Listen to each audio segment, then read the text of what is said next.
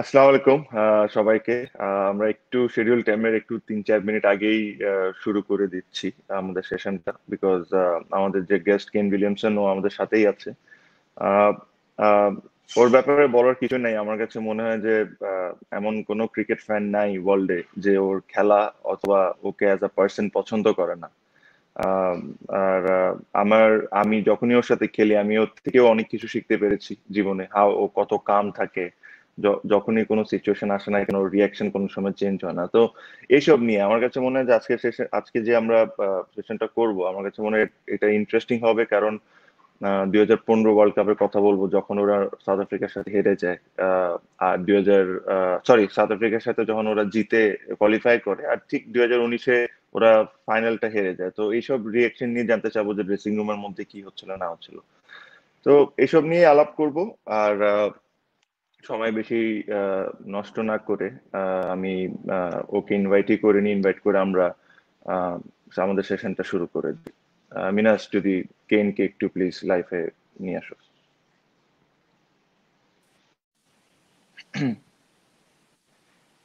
Hi Kane, how are you? Tamim, good, thanks, mate. How are you?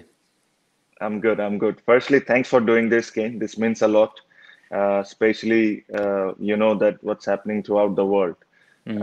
and so I really appreciate for you to joining me. And good. So let first tell me how's New Zealand doing. Yeah, I mean, thanks for having me, Tamim, as well. And Yeah. obviously, it's a remarkable time in the world at the moment, and it seems that sort of every country's at quite different stages at trying to deal with this virus. So, my thoughts are with Bangladesh, and I certainly hope that they're able to stem the curve, as a lot of countries have put it, sooner rather than later. And also very sorry to hear about the cyclone that's come through, and I hope people there are healthy and positive. Yeah, Ken. Yeah, the cyclone hit us, but it not as strong as what happened in Kolkata and in some part of India. Okay. But we are all right with the cyclone. But yeah, so I think New Zealand is doing well with especially with the cases regarding corona, right? Yeah, I mean, at this point in time, I think we've had 4 days in a row where we haven't had a case.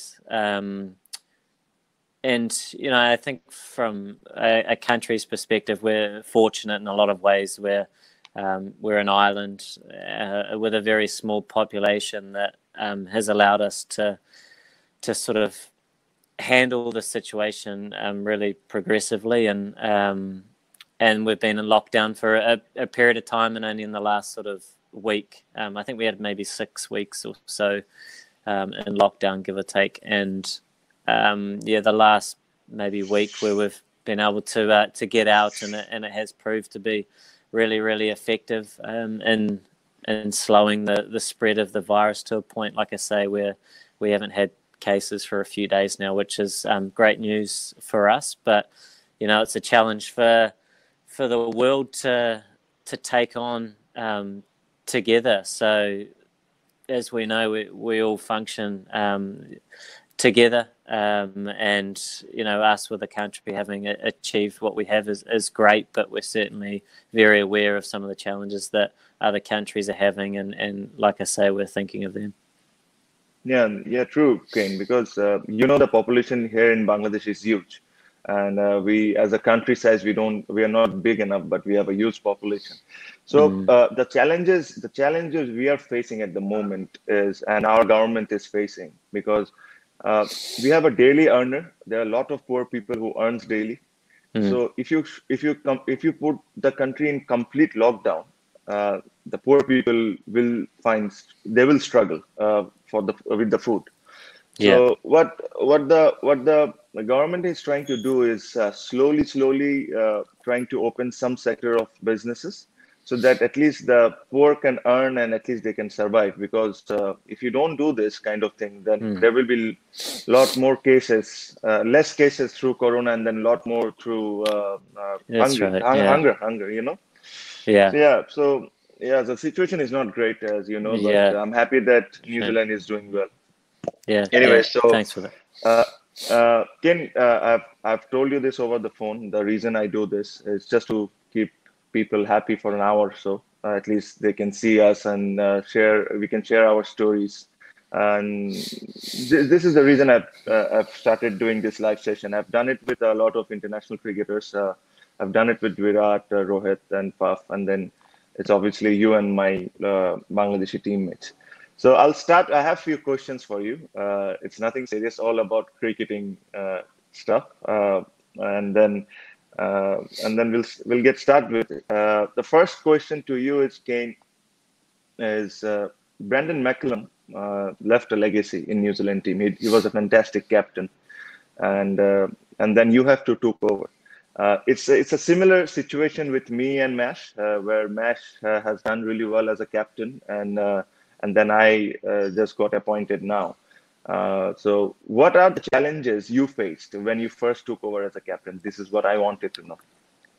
Yeah, I think you mentioned that Mish and Brendan both led superbly well for such a long period of time, and from my perspective, it was a great opportunity to learn a lot from Brendan, and a lot of that I think is naturally by being sort of in the presence and seeing how the team operates. And then I think that the challenges when Brendan left, you were obviously you're now playing without him as a player and as a leader, and so it's sort of twofold. I'm sure Mish is still playing, so that's helpful. And one of the challenges, I guess, was we were continuing as a group, and we wanted to continue to grow, and as we all know, people get older, and you're trying to adapt with the people and the personnel that you have, and there's just always change, and it's sort of embracing that change. You need to be, I believe, authentic with your approach to leadership, and certainly tried and continue to try to do that to the best of my ability, but also as you have and we have in our team with so many other leaders that can offer so much. So making sure that those guys are offering and feel welcome and comfortable enough to help the group with any forms of leadership that they have is all of benefit. And I suppose surrounding that is just wanting to know and see the team move in a direction that you think's important. And as we know in our game, there's a lot you can't control, and there's wins and there's losses and everything in between. But you still know, I think, when the results, when they come and they go, whether you still have a gradual trend, and it's not just judged on the win or the loss. There's a lot more that goes into it, as you know, you've played the game for a long period of time. So, those were a lot of things that I know Brendan was big on, and things that are still really important, I think, to most teams. Yeah. And I think with Brendan, I've heard a lot of stories that he always used to see a 50-over game as a 40-over game, especially during 2015 World Cup. Is that true? Because I've heard it from a lot of people. Maybe in his own mind.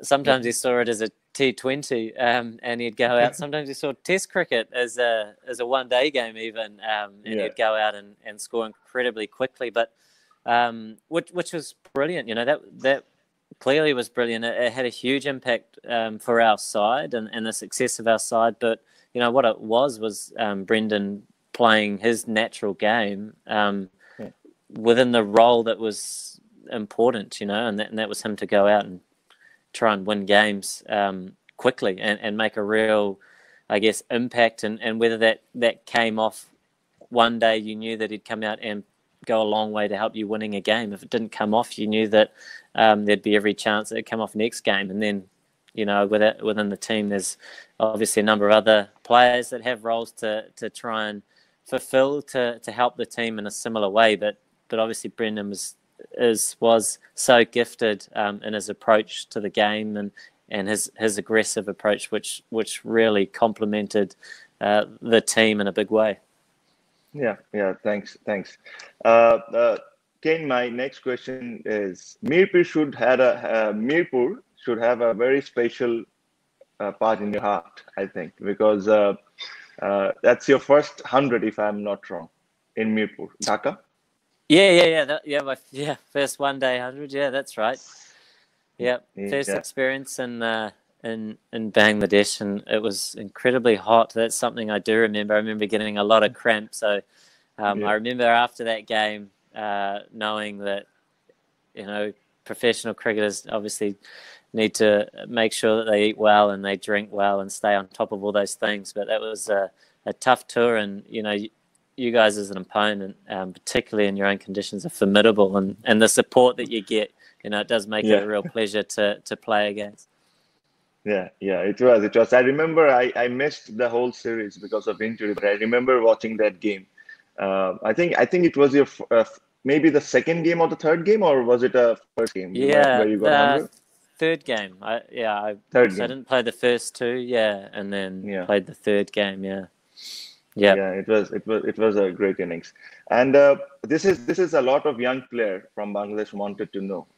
It's regarding your preparation. Srini well from Sunrisers, who works for us as well. Yeah. So I've been hearing a lot of things that you make sure that you cover every bowler before a game. You prepare for every individual. So if you can please go through about how do you prepare for a T20 game or a ODI game, so that at least our young players can hear and can learn something from this.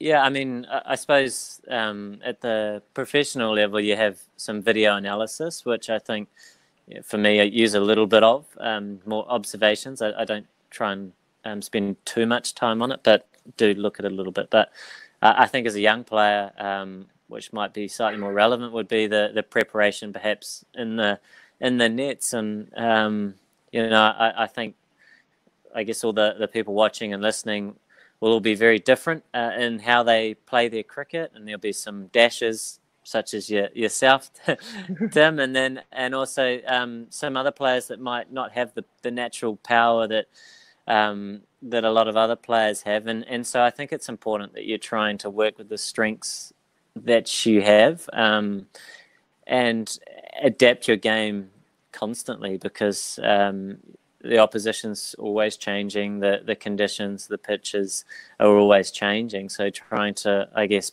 problem solve and work out how you can have an impact, in sort of as many situations as possible. And don't get me wrong, I think that natural power would be a gift that would be lovely to have, but there were obviously a number of other ways to try and skin it and create an impact of scoring quickly, whether that's still making sure you're getting ones and twos to give you the opportunity to get boundaries. And as we know, sometimes you get on a T20 surface and it's slow, and it may be a 140 type winning score, and you need to be able to adjust the game accordingly, because I think a lot of the time in T20 we get preempted maybe with our ideas, and it's about hitting the ball to the boundary all the time, and sometimes that's not always the best way. So having an open mind, practicing your strengths to use them to create an innings of impact would be, I think, something that's important. Yeah, true. And Kane, playing late, which something you do really, really well. Is this something that comes naturally to you, or do you practice of playing late?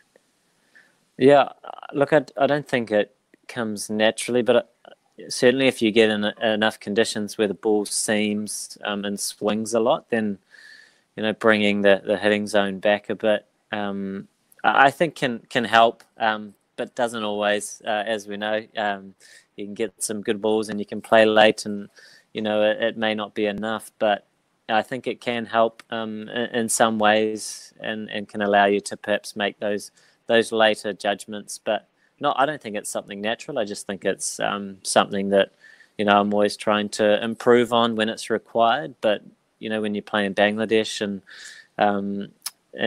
some other countries, sometimes playing late isn't as helpful. So it's just trying to adapt. Yeah, you probably look to play as much forward as you can in Bangladesh, especially. I think so, and thanks for the tip. No. Ken, I was speaking to Faf. This is we're going back to 2015, and then I was speaking to him, especially that game that when New Zealand qualified for the final. He told me one thing that especially our subcontinent teams can get emotional in grounds, because we normally are emotional people, but you don't see those kind of things from South Africa. They try to be very tough, you doing this, but after that game, I remember each and everybody was very emotional.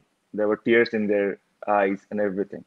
But I wanted to know, I'm sure your dressing was something else. They were happy, they were cheering. But if you can let me go through a little bit regarding that game, what happened? You were in the dressing room. What were you were talking? Uh, I know about a little incident because me and Grant Elliott are quite good. We are good mates to each other. I remember Grant Elliott had a message after the game. I'm not sure this is the right platform to tell about all this, but if you can little bit go through about that game and what happened back in dressing room, so people can know about it.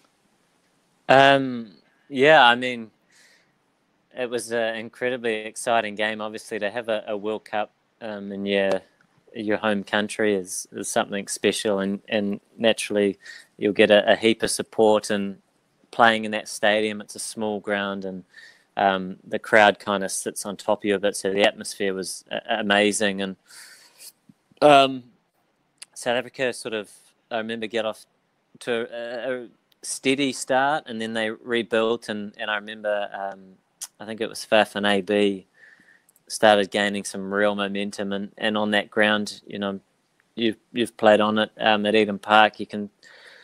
Such small boundaries, can score really quickly, and as you know, AB, one of the most gifted players that we've ever seen.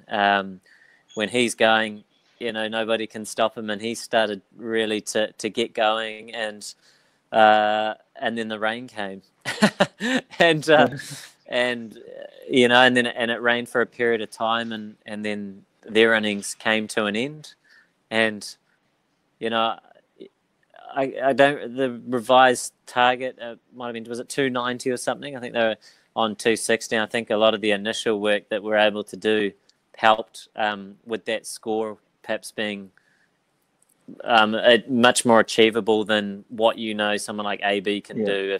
If he keeps going, it can turn into anything, and especially on a ground like that. So I do think we're fortunate in that respect, but I guess such is life, and the weather came, and then 290, and it's still a tough chase on any surface, and against such a great side that of South Africa, and we knew that they were there with really high hopes, and they had a brilliant team, and we were similar in terms of, we got off to, I think, a pretty good start. I think Brendan, did he get quite a few? I sort of 50 maybe quickly, and which he did almost every game, and then we lost a few wickets, and then I think Corey Anderson and Grant Elliott put on a partnership which took us kind of to some of those later moments, and I mean, it's one of those games, and obviously going right down to the wire. Then in a lot of ways, I was very fortunate to watch pretty much the whole thing, because I only faced a handful of deliveries, so you end up riding the emotion of the game rather than being focused and playing it. And so it's just so exciting, and the atmosphere was electric, and to win it in that fashion was pretty amazing. So naturally the guys were pretty excited after the result, but also as we've seen on occasions like that, when things can go either way, and when they do fall your way, you obviously respect the opposition and everything that they did to provide such an amazing fixture for people to be a part of, and we were fortunate to be on the right side of the result.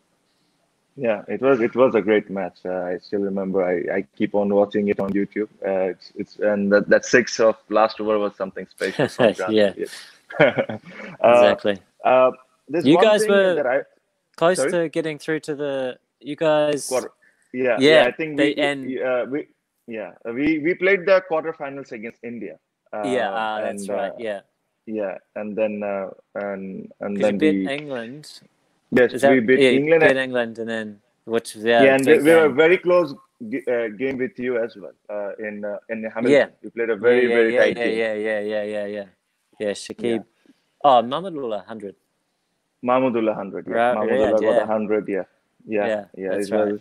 It was a good game. I think Team Saudi Very good came game. in and smashed few sixes and took the game over from us. Yeah, good Yeah, game. it was a good game. Regarding Kane, I wanted to talk to you about one thing that was a build-up just before the 2019 World Cup because England was playing so well, and there were scores touching 350 to 400 pretty much every Mm, game. And I remember people were talking about, oh, you have to score at least 320, 330 to have a chance in the World Cup to mm, do well. But New Zealand was one team who actually who actually scored once more than 250 in the entire tournament and still went to play the World Cup final. mm. Um, you knew about this? No, not going into the tournament, but much like you mentioned that everybody expected the scores to be so high, assuming Yeah, the pitches would be what they were. But as we know, the pitches weren't the same as the bilateral series that they'd been yeah, having, and they were, I think, a really good balance between bat and ball throughout the whole tournament, which made for some really good viewing. And there was so many close matches against all different sides, and I do think that was down to the surfaces. And from our team's perspective, it was trying to adapt as quickly as possible because they were varying so much from venue to venue, and also I guess having an understanding that you could always be in the game because the wickets did offer a little bit to the bowlers, whether sometimes it spun or sometimes it swung and seamed a little bit.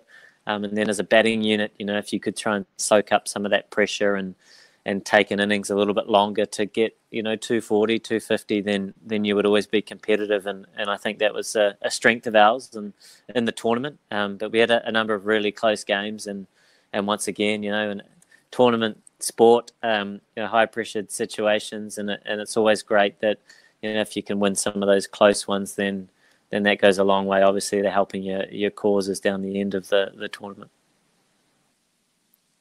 yeah. Yeah, that's true. That's very true. Ken, this is just me. I wanted to know as because I'll probably lead Bangladesh in ODI. It's 2019 World Cup final. I don't want to take you what exactly happened, what not. I wanted to know because you were the captain, you were making the decisions, and then if you have a game like that, it's very hard to digest.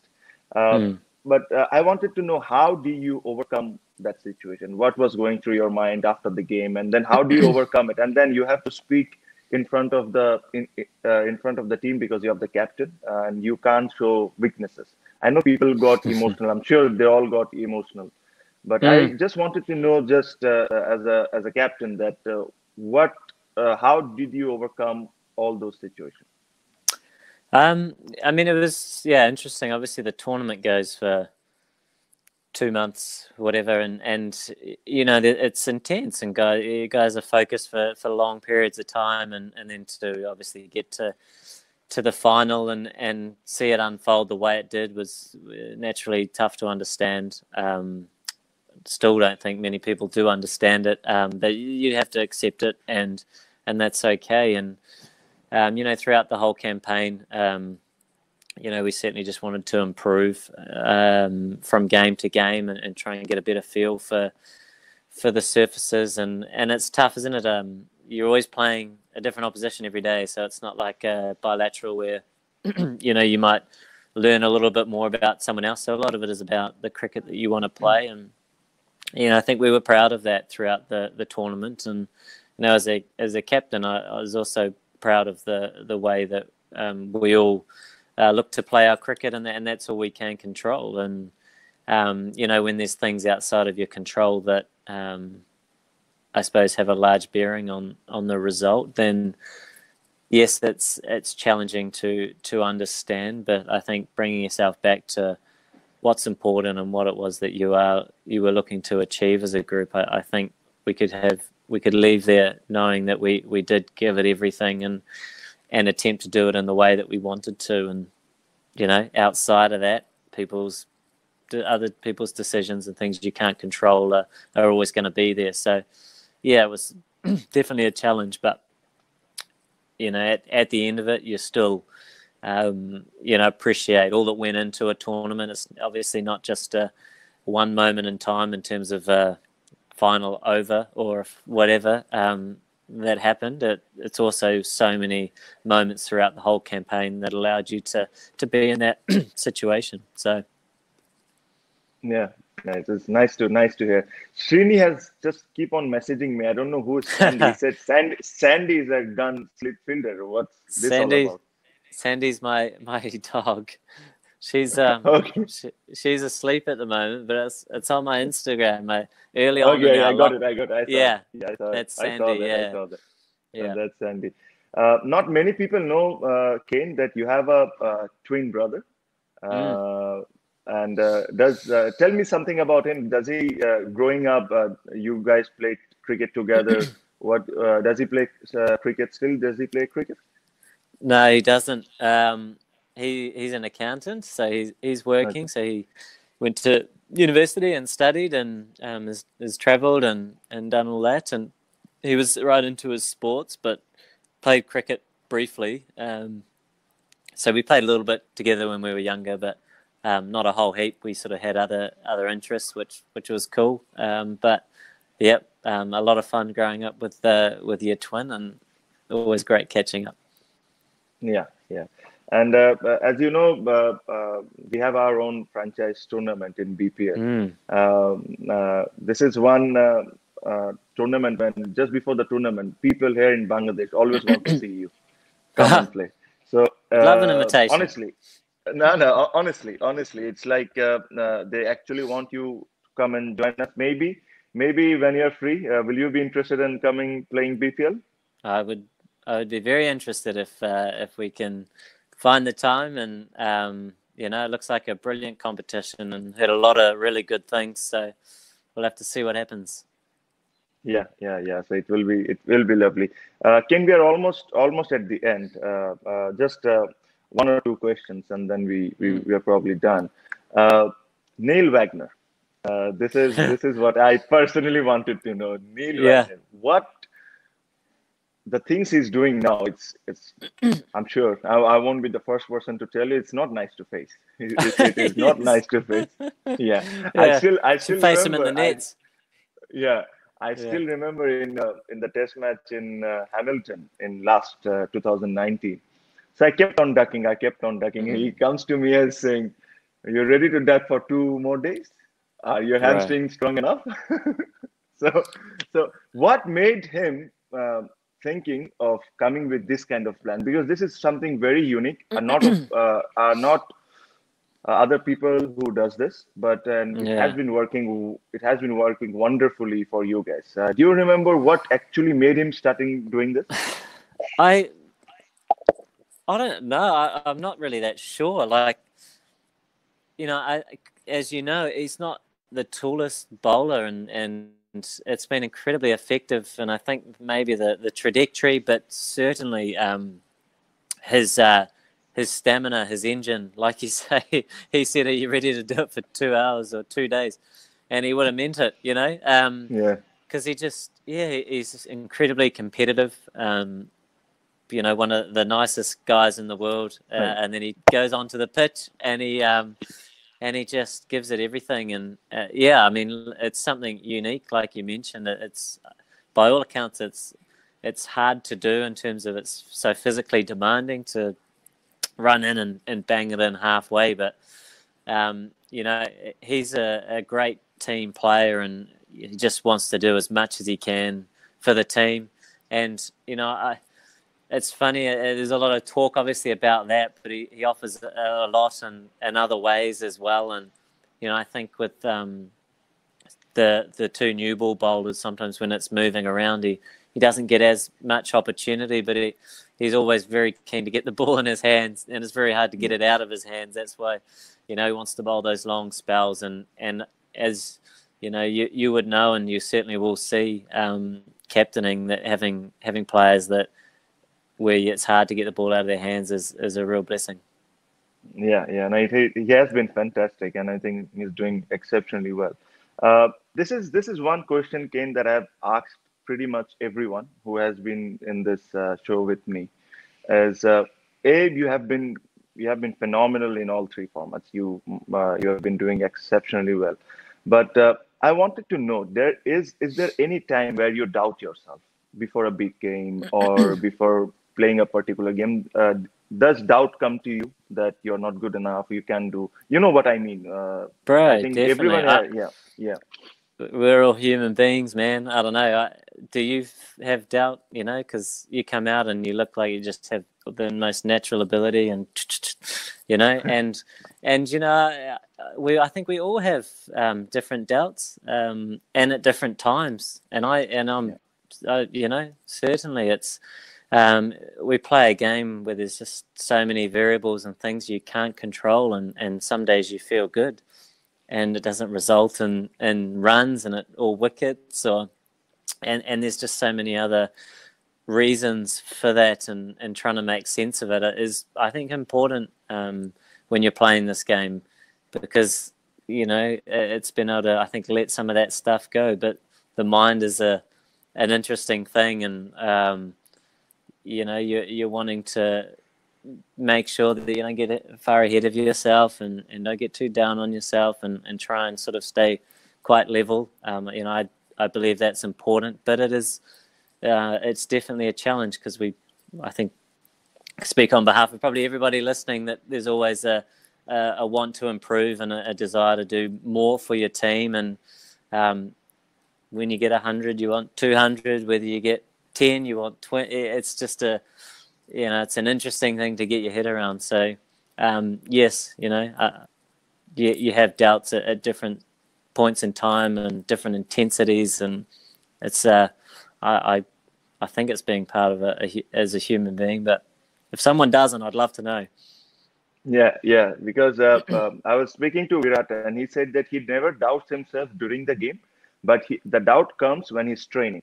So Okay. if he's not hitting the ball well, the doubt comes that maybe he's not doing things right. And then as soon as he starts hitting the ball well, he's fine. But he never doubts himself in the game. So Okay. I think every human being is different. I think doubt Yeah. comes to everyone, and it's just Yeah. how you take it, and then how you Yeah. overcome it. Different times, like you say, sometimes in training. So it's, Yeah, I don't know. it's good. All Yeah. different situations. Yeah, and then one of my brother-in-law actually got just settled in Auckland recently. Oh, wow. So yeah, so I have some part of my family staying in Auckland. So Awesome, man. when I come, yeah, that's good. Kane, before we finish, I just wanted to tell you one thing. We didn't have an opportunity of talking about this, but what happened in 2019 in Christchurch? I don't want to go into that details, but afterwards, the New Zealander took care of us so well, especially in the hotels. People were coming, asking us we are all right or not. There are small incident, Kane, that happened during that time that I will actually remember forever. It's not big things, because I remember when I was checking in, flying back to come back to home. I was checking in the ticket counter, and I asked that lady, said how much I'm allowed, like the weight, how much weight I'm allowed to take. Mm. She said, after what you have gone through, you can take whatever amount you want. So these are small things. The love the New Zealander people showed to us during that time, I think each and every member of the team will remember forever. I think even from your prime minister to everyone was exceptional. And I thank you on behalf of Bangladesh cricket team that what you guys did for us during that time. And also, thank you very much for joining me. I think this means a lot to me and my country, that they can hear something from you. And it was really nice talking to you. Okay.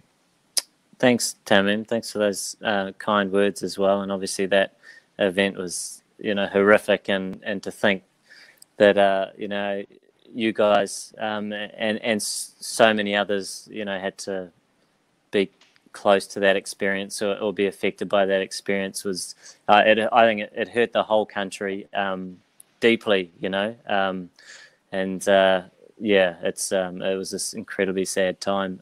But thank you, you know, for having me on here, and I hope there are a few listeners that perhaps enjoyed our conversation.